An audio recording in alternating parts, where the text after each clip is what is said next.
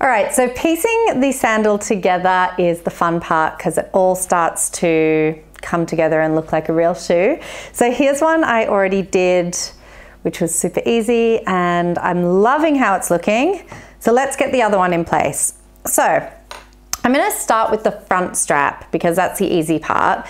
And what I like to do is just take a little bit of masking tape and place it on both ends like that. And then I'm gonna literally place my foot onto the insole board and then place the strap over the top of my foot, and using the tape, I'll stick it down. And the whole point of doing it like this is so that you get the exact right tightness to your foot. Okay, so once we've got that in place, if we have a look underneath, we can see that I've got the masking tape there holding it down in place. And then what I usually like to do is grab a pen and just draw a little box around the strap so that you know exactly where it's sitting. And as you do that, you can remove the masking tape as you go. And then if you sort of open the strap up, you can put a little line on the inside there. And then we know that that wants to get glued up to that point and it wants to go inside that little box we've made there. And then you can go ahead and do the same thing on the other strap as well. It's really important when you do this that you're conscious of the angle that you've put the strap down in, because it will sort of affect how it sits on the foot. So just be aware of that. Okay, I'm going to use my slightly stronger glue for this, but you could also use the water-based glue if you wanted to. So I'm just filling in the box that I've drawn, and don't worry if you go outside the lines, it's just going to give you a stronger hold. And then I also just like to put a little bit on the inside there as well, just so that the strap has something to grip to. And then we'll also place the glue on the underside of the strap right up to that silver pen line that you drew. Okay, so once that's had a bit of time to dry, you can place the straps within the box like that, and same thing on the other side. And I always think that this is another great opportunity to just slide your foot in there and just make sure you're happy with the tightness of the strap, because if you wanted to tighten it up a little bit more, now would be the time to do that. Okay, I'm happy with that, no changes. So let's move on to the back strap. So I already punched a hole in there for my buckle, and I did that by just wrapping it around my ankle and punching a hole in the right spot. But you can put a couple of different holes in, because sometimes, you know, the straps stretch a little bit over time, or sometimes in hot weather your ankles get a bit more swollen. So it's always nice to have a few hole options, but for the sake of lasting this, I'm just gonna have one hole in there. So one thing to mention is that I do like to have the buckle on the outside of the shoe. So if you're not sure which one to put it on, make sure your buckle is on the outside.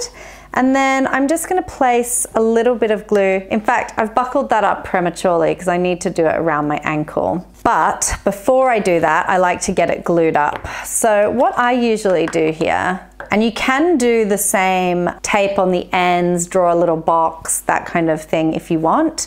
But another way to do it is to just take your glue and put it pretty much right down the side like that on both sides. And this way, no matter where you stick your strap, it's gonna have glue there ready to grip onto it. So I am putting on glue just on the very edge of the lasting allowance there, which is the bottom of the strap. And I'm putting like probably 1 centimeter of glue. So what I'm gonna do now is I'm going to buckle that around my ankle, then I'm gonna slide this onto my foot and just place the straps down where they naturally wanna go. Something like that. Okay, so once you've got that in place, this would be a good time to maybe put both of the shoes on your feet and just make sure that they feel even and feel good. But you can also sort of check them next to each other like this and also like that, just to see if the straps are sort of roughly going in to the same spot here on both shoes. So that looks pretty good.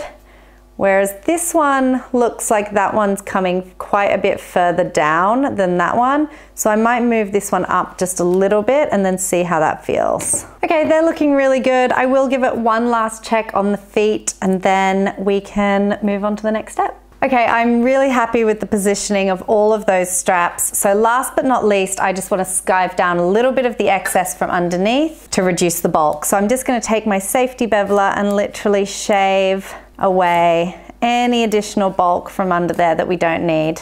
And you can go ahead and do that on all the straps. Okay, so you want to skive it really as flat as you can underneath on all of the straps, whilst making sure that you don't go too close to the edge because we don't want to see any of the cutaway leather when we put our sole on. One last thing to mention, I did put a bit of glue on the side of the insole board and the inside of the straps, just so that I could press it in there so that it sort of sits upright a bit nicer. So we're ready now for our next step before we attach our soles, and that is actually gluing on our platform units like this.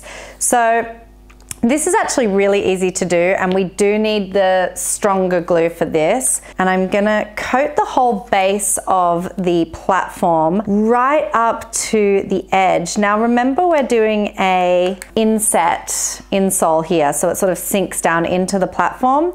So with that in mind, it's really important that we kind of get the glue up on the side, sort of like up on the wall of the platform so that it really sticks nicely in there. So work your way around the edge first, and then we'll go ahead and fill in the middle afterwards. Okay, and then we take the insole and place glue right up to the edge. And it's really important that we really get it right up to the edge and in and around those straps. And then I'm just going up the edge of the insole a little bit so that when it is sunken in, it's got something to stick to. Same thing with the straps as well.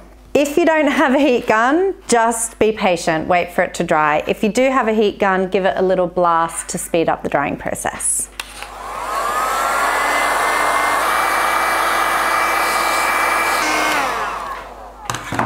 Okay, and then starting at the toe, we want to really carefully place it in, making sure we're sticking it at the correct angle, and then just give it a really good squeeze. That has gone in absolutely beautifully. I'm really happy with that. All right, so that is looking really good. I'm gonna do the same thing now on the other shoe, and then we will get our soles on and attach our heels.